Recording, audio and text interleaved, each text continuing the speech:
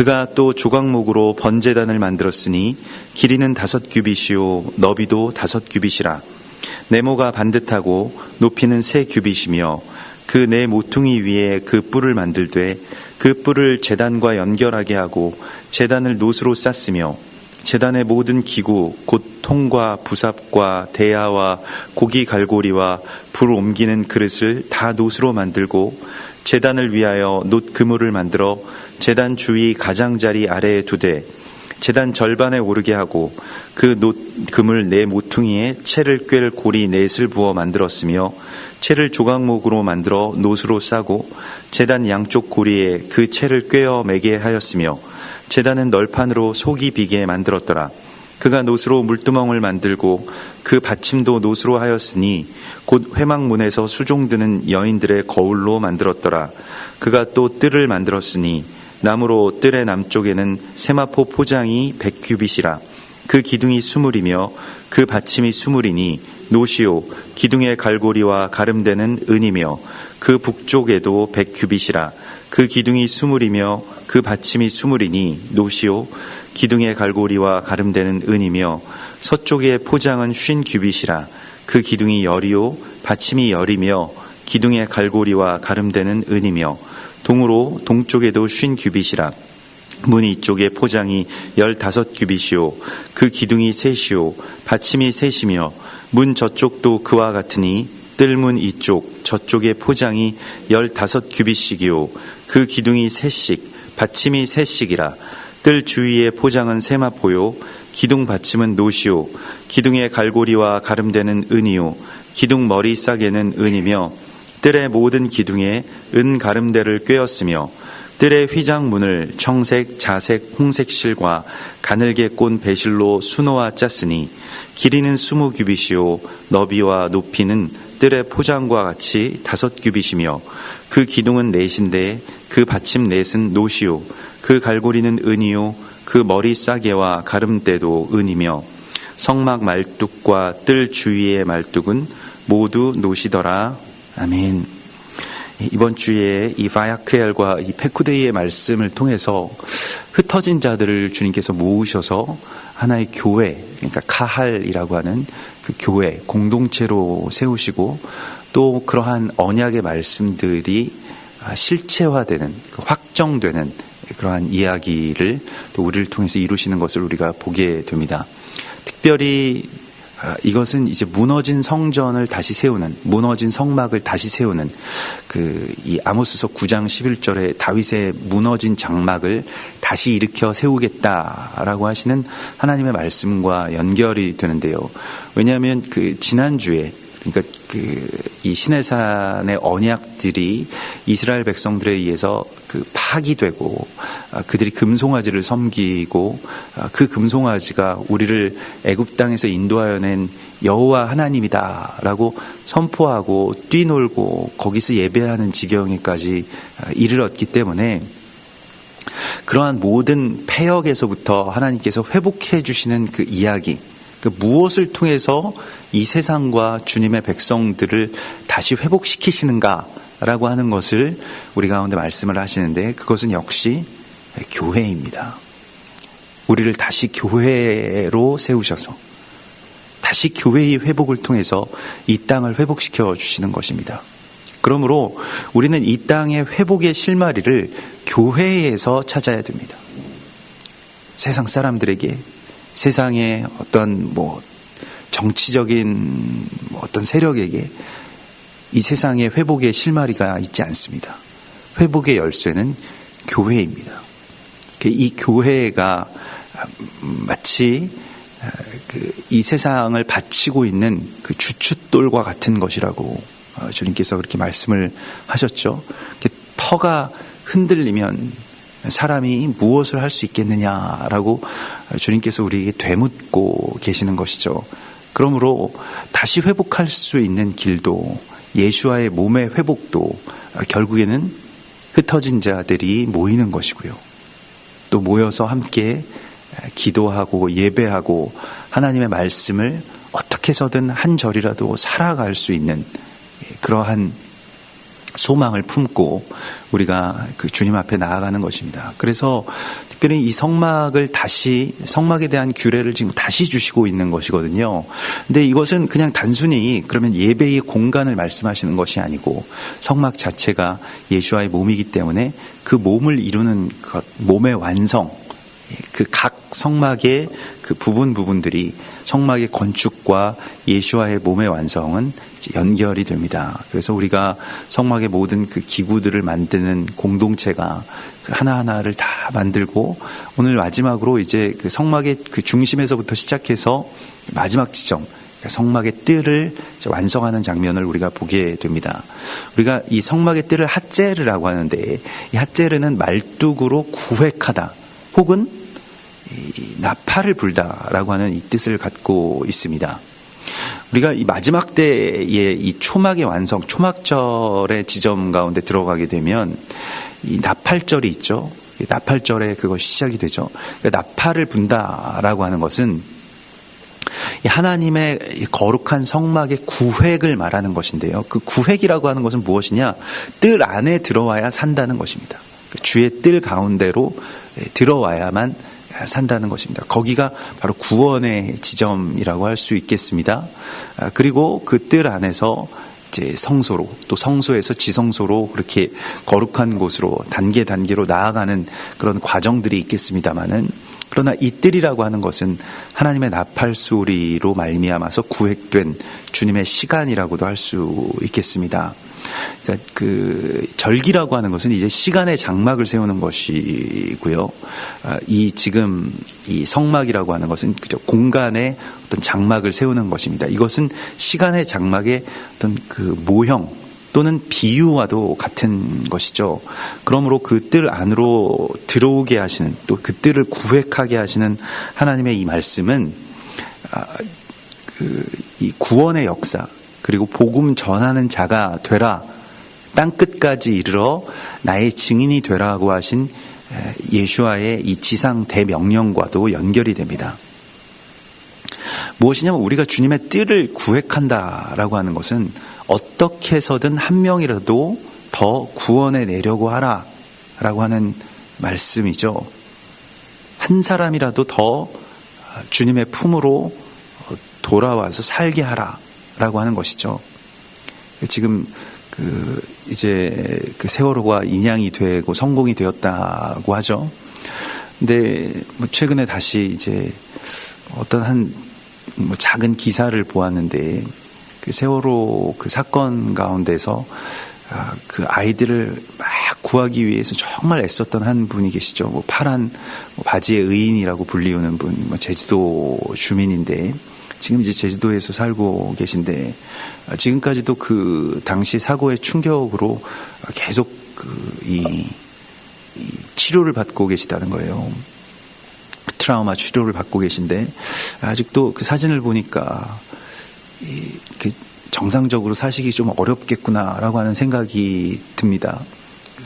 근데 그분이 계속해서 견디지 못하는 것 가운데 하나가 내가 조금 더 빨리 움직였으면, 더 애를 썼으면 한 아이라도 더 구할 수 있었는데 그게 너무 괴롭다고, 그 당시에는 그게 어떤 의미였는지를 잘 몰랐기 때문에 그냥 무작정 했는데 매일같이 그러한 악몽에 시달린다고, 한 사람이라도 더 구하지 못했다라고 하는 그 자책감, 죄책감 때문에 너무 힘들다라고 하는 말을 아직까지도 하더라고요. 우리가 뜰을 구획한다라고 하는 것은 단순히 나는 이 뜰에 들어왔으니까 난 살았다, 이것이 아닙니다. 나팔을 부는 것입니다. 이 뜰로 들어와야만 당신들이 산다라고 하는 그 갈망을 가지고 나아가는 것을 의미하는 것입니다. 그래서 그 땅끝을 향해서 계속해서 가려고 힘쓰는 것이 이 핫제르를 만들라라고 하는 하나님의 말씀에 우리가 부합해서 살아가는 것입니다. 우리는 이 땅 가운데 우리 그리스도 예수와의 증인된 삶을 살 그런 사명이 있습니다. 그것이 주의 나팔 소리가 되고, 이렇게 살아야 구원을 얻는 것이구나, 또 이것이 기쁨이구나, 이것이 자유이구나 라고 하는 것을 보여야 할 그러한 사명이 있는 것이죠. 우리가 전하는 복음에는 생명이 있습니다. 그리고 거기에만 구원이 있는 것이죠. 그래서 그 안으로 들어오게 만들라. 그 안에 들어와서 거룩한 이 주의 뜰을 또 주의 구원의 역사를 그렇게 이루라고 주님이 말씀을 하시고 있는 것입니다. 그래서 시편 65편 4절에서 주께서 택하시고 가까이 오게 하사 주의 뜰에 살게 하신 사람은 복이 있나이다. 우리가 주의 집 곧 주의 성전의 아름다움으로 만족하리이다. 그러니까 주의 뜰에 들어오게 하신 것은 또한 권세이기도 합니다. 우리에게 주신 하나님의 권세, 그러니까 그 뜰, 그 구원의 뜰 안으로 우리를 부르셨다는 것입니다. 유대인들에게 이것이 적잖은 충격이었던 것이 이방인들도 주님의 뜰로 들어올 수 있다라고 하는 것이었죠. 근데 실제로 그 로마서 9장에서는 그래서 이방인들이 구원을 얻게 되고 이방인들이 그 주의 뜰 안으로 들어올 수 있다라고 하는 것에 대해서 그것이 하나님의 의지이고 토기장이의 뜻이다. 이 세상을 구원하시는 이 세상을 창조하신 자의 뜻이다 라고 주님께서 그렇게 말씀을 하시죠. 그런데 이 뜰이라고 하는 것에 대하여서 실제로 예수와께서 책망하신 장면이 바로 성전을 깨끗하게 하실 때였습니다. 이방인의 뜰이라고 하는 그 구역이 있고요. 이 예루살렘 성전에는 그리고 여인의 뜰, 이방인의 뜰 이런 구역이 있습니다. 그리고 유대인의 뜰, 그 단계별로 뜰에도 뭐 이건 성경에 기록된 것은 아닙니다만은 그러나 어떻게 보면 성전의 규례 가운데 그러한 것이 있죠. 그래서 유대인의 뜰, 또 여인의 뜰, 이방인의 뜰 이렇게 있는데 이방인의 뜰을 그렇게 그 장사치들의 어떤 구역으로 그냥 만들어 버리고 이방인들이 들어올 수 없도록 자신들의 어떤 종교적인 그 만족으로 그것을 다 채워놓는 바람에 만민의 기도하는 집, 그러니까 열방의 사람들이 예루살렘으로 와서 기도하는 집이 되지 못하였음에 대하여서 예수와께서 심판하고 계신 장면을 보게 됩니다. 그러니까 이것이 좀 어찌 보면 느닷없는 일이었다라고도 볼 수 있겠는데요. 왜냐하면 예수와께서 그 이전에도 계속 예루살렘 성전을 드나드셨기 때문에 갑자기 화내실 만한 일은 아니었습니다. 그게 하루아침에 무슨 갑자기 장사치들이 몰려와서 여기가 변질된 것도 아니었고요. 원래부터 그렇게 아마도 예수와 태어나시기 전부터 이런 일들이 계속 헤롯 시대 또 그 이전 세대에서부터도 계속 이러한 일들이 있었을 겁니다.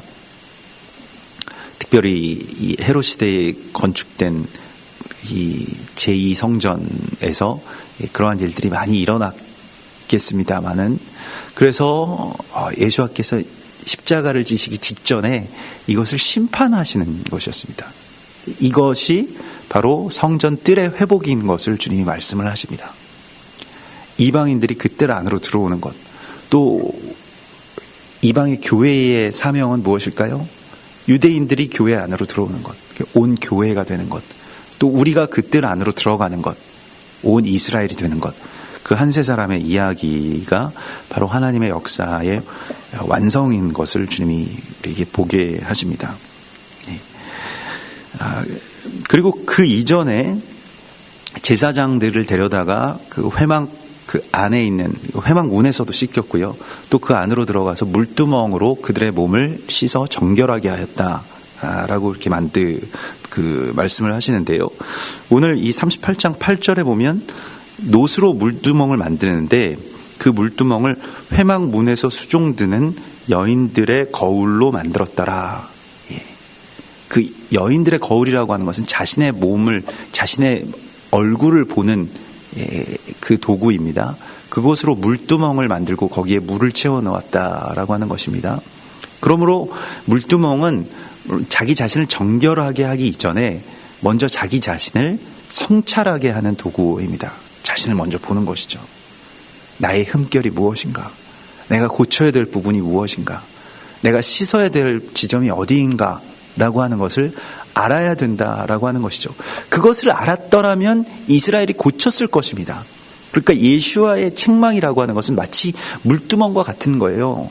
그러므로 이것이 어떻게 보면 복입니다. 이게 있다라고 하는 것이 복입니다. 우리가 잘못하더라도 또 우리가 흠이 있더라도 그 흠이 지적되지 않고 보여지지 않으면 그냥 그것은 그대로 갈 겁니다. 그러면 심판을 받게 됩니다. 그러나 주님이 책망하시고 주님이 깨닫게 하시고 우리 가운데 어떤 사인을 주실 때 우리가 그걸 깨닫게 되는 것, 이 물두멍이죠. 물두멍은 뭐 오늘날의 거울과 같이 그냥 잠깐 흘낏 보아도 이게 뭐 다 보이고 이러한 것이라기보다는 자세하게 또 각도를 조절해 가면서 자기 자신을 비추어 보아야 보이는 것이 바로 물두멍이죠. 마찬가지로 자기 자신의 본 모습은 자신이 보기가 참 어렵습니다. 어쩌면 이제 불가능한 일이라고도 할 수 있겠습니다. 그런데 이 일을 주님께서 이 물두멍을 통해서 우리 가운데 계속 보라고 말씀을 하시죠. 그래서 자기 자신을 하나님의 눈으로 보는 것. 여기서 이 물두멍이라고 하는 것을 이제 아인이라고 해서 이 눈이라는 어떤 그런 표현인데요. 하나님의 눈으로 자신을 보는 것. 또 다른 사람들의 눈으로 자기 자신을 보는 것. 이것을 이제 어떻게 보면 우리 예전 말로는 이제 관조라고 하죠. 자기 자신을 그렇게 다시 한번 성찰하고 이렇게 보는 것입니다. 그래서 하나님이 나를 어떻게 바라보시는지에 대하여서 내가 볼 수 있게 되는 것, 그것이 바로 물두멍입니다. 에베소서 5장에서는 이것이 이제 예수와께서 우리를 깨끗게 해주시는 이야기로 교회가 완성된다라고 말씀을 하고 있습니다. 그 에베소서 5장 25절에서 남편들아 아내 사랑하기를 이와 같이 하는데 그리스도께서 교회를 사랑하시고 그 교회를 위하여 자신을 주심같이 하라. 근데 그리스도께서 자신을 주셨을 때 어떤 일을 했냐면 교회를 어떻게 사랑하셨냐면 이는 곧 물로 씻어 말씀으로 깨끗하게 하사 거룩하게 하시고 자기 앞에 영광스러운 교회로 세우사 티나 주름 잡힌 것이나 이런 것들이 없이 거룩하고 흠이 없게 하려 하심이라. 그러니까 예수와께서 교회를 사랑하는 방식이 무엇인가 라고 할 때 교회가 뭐 성장하게 하시고 부자 되게 하시고 이러한 것보다는 예수와께서 정말로 그 신부인 교회를 사랑하시는 어떤 그 방식이 물로 씻어서 거룩하게 하시는 것이라는 것입니다. 이것은 티나 흠이나 교회가 고쳐야 될 것, 씻어야 될 것이 무엇인지를 깨닫게 해주시는 것이 예수와의 사랑의 방식이라는 것입니다. 그것을 알게 해주신다는 것입니다. 그것은 때때로는 괴로운 일일 수도 있습니다. 때때로 이러한 자기 자신의 본 모습을 자각한다라고 하는 것이 놀라운 일일 수도 있겠습니다. 우리가 이것이 잘못되었던 것인가? 라고 하는 것을 처음으로 깨닫는 그러한 순간에는 반신반의하는 그러한 경우도 있을 것입니다. 그러나 회막문에서 수종드는 여인들의 거울, 그것이 바로 신부의 거울과도 같은 것이고 이것이 곧 맑은 물, 곧 주의 말씀, 무엇인가 불순물이 첨가되지 않고 무엇인가 흔들림이 없어야지 자기 모습을 볼 수 있지 않습니까? 뭔가 이것이 요동하고 막 흐르는 물에서는 자기 얼굴을 잘 볼 수가 없습니다. 근데 고요한 마치 정말로 놋바다라고 불리워졌던 이 계시록에서는 그것이 유리바다라고 이렇게 불리워지는데요. 아무런 요동함이 없고 파도가 없고 물결이 없는 그 물 한가운데 자기 자신의 본 모습이 서 있는 것이죠. 그걸 보게 해주시는 것이죠. 우리가 말씀을 읽는다는 것은, 말씀을 묵상한다는 것은 결국에는 자신의 모습을 보게 해주시는 도구가 됩니다. 그래서 말씀을 읽는 것은 어떻게 보면 그 이전에 기만되었던 자기 자신의 모습을 다시 되찾아오는 이야기라고 할 수 있겠죠. 그리고 나아가는 것이죠. 이제 뜰로 나아가서 나팔을 불고 들어오라고 선포하고 땅 끝까지 이르러서 주의 증인이 되고 어떻게 하면 한 사람이라도 살려낼 수 있을까를 열망하면서 나아가는 그 사랑의 마음. 어쩌면 사람이라면, 주님의 사람이라면 당연히 가져야 할 그 마음일 것입니다. 그냥 나는 이 뜰 안에 있으니까 나는 살고 사람들은 다 죽어도 상관없다라고 하는 그 마음은 사실은 자연적인 우리의 마음은 아닐 것입니다. 어떻게 해서든 한 사람이라도 더 살려내려고 하는 그 갈망으로 뜰을 구획하고 거기에서 나팔을 불고 어서 이리로 들어오라고 이렇게 외치는 자의 소리가 되라고 주님이 말씀하고 계신 것입니다. 이것이 거룩한 예수와의 몸의 회복, 그것의 시작점이기도 하고, 또한 주님의 이 품에서부터 시작된 이야기의 마지막 지점이기도 합니다. 우리를 다시 보내시는 것이죠. 우리 40장 28절에서 38절까지의 말씀 같이 읽겠습니다. 페쿠데이의 마지막 파르샤입니다. 40장 28절에서 38절까지의 말씀입니다. 그는 또 성막문에 휘장을 달고 또 회막의 성막문 앞에 번제단을 두고 번제와 소제를 그 위에 드리니 여호와께서 모세에게 명령하신 대로 되니라. 그는 또 물두멍을 회막과 제단 사이에 두고 거기 씻을 물을 담으니라. 모세와 아론과 그 아들들이 거기서 수족을 씻되 그들이 회막에 들어갈 때와 제단에 가까이 갈 때에 씻었으니 여호와께서 모세에게 명령하신 대로 되니라. 그는 또 성막과 제단 주위 뜰에 포장을 치고 뜰 문에 휘장을 다니라. 모세가 이같이 역사를 마치니 구름이 회막에 덮이고 여호와의 영광이 성막에 충만하매 모세가 회막에 들어갈 수 없었으니 이는 구름이 회막 위에 덮이고 여호와의 영광이 성막 문에 충만함이었으며 구름이 성막 위에서 떠오를 때에는 이스라엘 자손이 그 모든 행진하는 길에 앞으로 나아갔고 구름이 떠오르지 않을 때에는 떠오르는 날까지 나아가지 아니하였으며 낮에는 여호와의 구름이 성막 위에 있고 밤에는 불이 그 구름 가운데에 있음을 이스라엘의 온 족속이 그 모든 행진하는 길에서 그들의 눈으로 보았더라. 아멘. 그래서 우리가 결국 이 바야켈에서 그렇게 된 것에 대한 확정, 그러니까 실체를 이 페쿠데이에서 보게 됩니다. 페쿠데이는 이제 계산하다, 계수하다라고 하는 그런 뜻이고, 그것은 하나님의 권고하심으로 그 약속이 실체화되었다. 그래서 이 페쿠데이는 파카데에서 나온 말이고요. 하나님께서 사라를 돌보셨으므로 사라가 이삭을 잉태하였더라라고 할 때에 그것에서 파카드, 곧 하나님께서 권고하신다라고 하는 말씀입니다. 그러니까 이 모든 약속의 성취는 또한 하나님의 찾아오심, 하나님의 돌보심, 하나님의 임재로서 완성되는 것입니다. 그러니까 사람이 이것을 다 만들어서 완성했더라, 그러면 이제 성막의 이야기는 사람의 이야기로 끝나게 됩니다. 사람의 건축 이야기로. 그러나 사람이 이것을 실체화하더라도 결국에 그것의 마지막 지점에서의 완성이 무엇이냐? 오늘 여기서는 이제 그 구름이라고 하는 것으로 이렇게 표현이 되는데요. 그 구름이 회막에 덮이고라고 하는 말씀은 이제 임재를 그렇게 상징하는 것입니다. 그리고 하늘이 내려오는 것이 사실은 그 회막의 완성입니다. 그러니까 이 구름이라고 하는 것은 어떻게 보면 하늘에 있는 것이죠. 또 그 하늘 자체라고도 할 수 있겠습니다. 이것이 이 안으로, 회막 안으로 이렇게 덮였다라고 하는 것입니다. 이 구름은 마임, 하임, 그러니까 하늘의 물을 머금고 있는 것이고 하늘의 물 자체라고 할 수 있겠죠. 이것은 어떻게 보면 수증기니까요. 그 물이 말하자면 바다를 덮는다라고 하는 말씀과 연결되는 것입니다. 생명, 생수가 우리를 덮으시는 것이죠. 구름이라고 하는 말 자체가 이 아난이라고 해서 이것은 덮는다라고 하는 그런 뜻을 갖고 있습니다. 또한 이것은 무엇인가 기이한 이적을 행하신다라고 하는 그런 뜻이기도 합니다.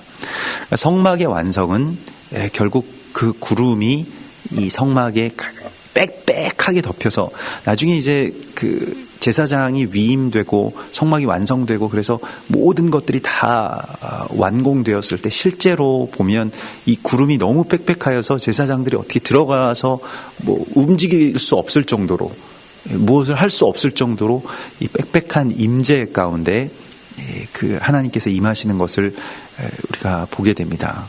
이 구름이 덮인다라고 하는 것은 우리가 데살로니가 후서에 우리가 공중으로 올라간다라고 하는 그 공중 강림이라고 하는 것과도 연결이 됩니다. 우리가 공중으로 들려 올려지는 것일 수도 있겠고요. 또한 하늘이 우리 가운데 내려오는 그러한 이야기일 수도 있을 것입니다. 근데 구름이 내려오게 되면 어떨까요? 우리가 하늘 위에 들어가 있는 것과 같은 그 느낌일 것입니다. 또 그러한 것을 우리가 실제로 보게 될 것입니다. 성전의 완성은 임재로서만 가능한 일입니다. 우리가 성전을 다 지어놓았는데 하나님이 그곳에 계시지 않는다라고 하면 무슨 소용이 있겠습니까? 사람들에게는 너무나도 편리한 공간이고 너무나도 환상적인 어떠한 그러한 지점이라고 할지라도 하나님이 거하시지 않으면 그 무슨 의미가 있을 수 있겠습니까? 우리가 유럽이나 그 서양의 어떤 그 성당들 또 오래된 그런 교회들 그저 유적이 된 그러한 건물들 안으로 들어가면 어떤 느낌이 들까요? 하나님이 예전에 이곳에 계시기는 했을까라고 하는 모르겠습니다. 저만 그런 생각이 드는지 모르겠는데 하나님이 계시지 않는 그 성전이라고 하는 것은 무슨 의미가 있을 수 있을까요? 그저 사람의 유적이 되어버린 그런 건물들이 무슨 의미가 있을 수 있을까요? 저는 약 10여 년 전에 미국의 무슨 대형 교회에 견학을 가면서 그곳에서 무슨 일이 벌어지는지는 잘 알 수 없었습니다만 너무 대형 교회이기 때문에 우리가 한국에서 온 목회자들을 그곳에서 만나주지도 않죠.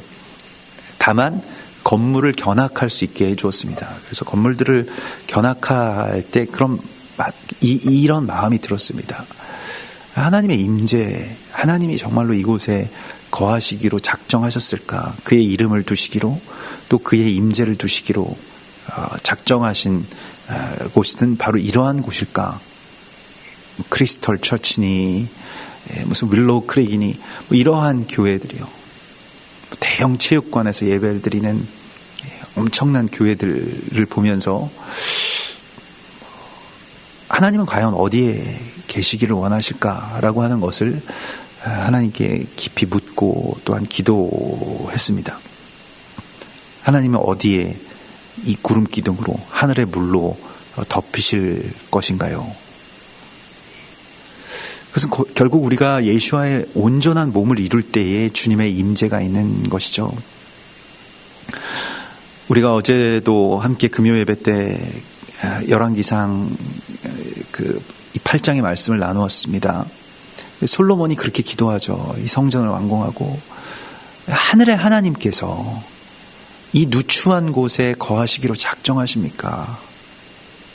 솔로몬의 성전은 많은 사람들이 볼 때 아주 완벽한 건축물이고 구조물이라고 그렇게 감탄하였던 그 당대의 가장 최고의 건축물이지만 하나님의 입장에서는 정말 누추한 곳이고 좁아 터진 곳이라고도 할 수 있겠죠. 그러나 솔로몬이 기도하고 또 그 성전의 완공 또 그리고 그것을 위해서 정말 애를 쓰고 함께 모이고 또 헌신하고 또 특별히 그 두로의 히람이라고 하는 이방의 왕과 함께 연합해서 이 성전을 지어나가는 모습을 보게 됩니다.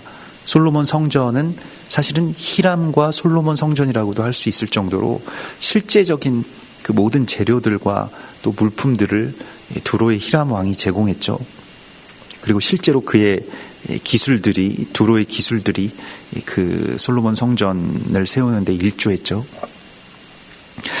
마찬가지로 우리가 하나님의 온전한 말씀과 그 뜻, 주님의 성전이라고 하는 이 건축물의 구조, 말씀, 토라, 언약, 한세 사람 이러한 모든 것들 그리고 성전의 기둥이 되는 또 시간의 기둥이 되는 절기, 여호와의 절기들 이러한 것을 통해서 주님의 말씀대로 또 주님의 뜻대로 거룩한 교회를 지어나간다면 주님의 임재가 그곳에 빽빽하게 가득 차게 되는 것을 우리가 보게 됩니다. 그래서 구름이 회막에 덮이고 여호와의 영광이 성막에 충만하네. 초라한 그러한 천막같이 보이는 거무튀튀한 멀리서 보기에는 흠모할 만한 것이 아무것도 없는, 그래서 사람들이 이 건물 보고 찾아오는 그러한 곳이 아닌 바로 그곳에 여호와의 영광이 충만하게 나타났습니다. 주님이 그곳으로 들어오신 것이죠. 데살로니가전서 4장 17절에 그 후에 우리 살아남은 자들도 그들과 함께 구름 속으로 끌어올려 공중에서 주를 영접하게 하시리니 그리하여 우리가 항상 주와 함께 있으리라. 우리의 갈망이 무엇입니까? 예배자들의 갈망이 무엇입니까? 항상 주와 함께 있는 것, 항상 주의 임재 가운데 있는 것, 주님의 임재 안에 그 임재의 구름 속에 들어와 앉아 있는 것, 이것이 우리 가운데 있는 가장 큰 갈망일 것입니다. 너희는 이러한 말로 서로 위로하라 라고 이렇게 말씀을 하시죠. 우리가 그 임재 안으로 들어가는 것, 그것이 우리 가운데 있는 가장 큰 위로이고 또 만족일 것입니다.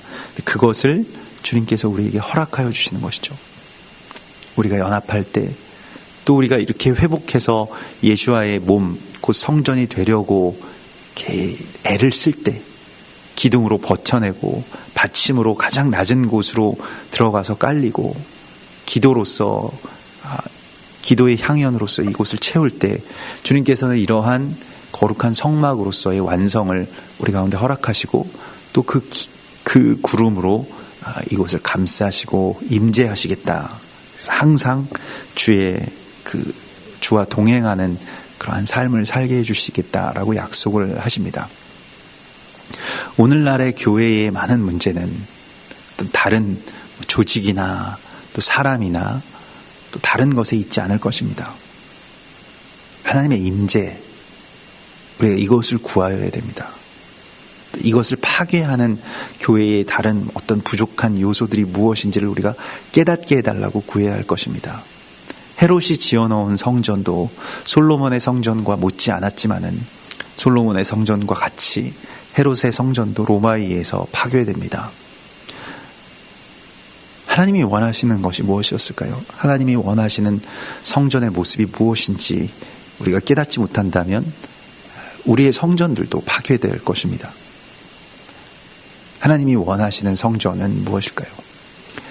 그것은 예수와의 몸을 온전히 이루는 것입니다.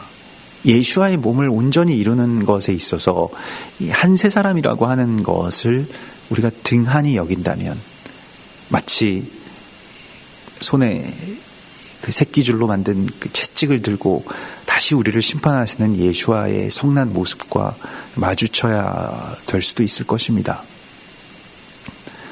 우리를 한 세 사람으로 또 하나님의 거룩한 뜻으로 그렇게 살게 하시고 또 함께 연합하게 하시고 모이게 하시고 다시 무너진 성막을 세우라고 말씀하시는 하나님의 말씀 속에서 우리가 오늘 이 출애굽기 40장의 말씀처럼 모세에게 명령하신 대로 되니라 라고 하는 하나님의 말씀대로 그대로 성취되는 그러한 교회, 또 그러한 연합, 또 그러한 우리의 삶의 확정이 이와 같은 일들로 일어나게 될 것을 주님이 말씀하십니다.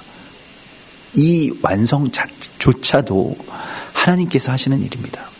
하나님의 말씀을 지키는 것이요, 우리 힘으로는 할 수 없다라고 하는 것이 이미 판명 난 것입니다.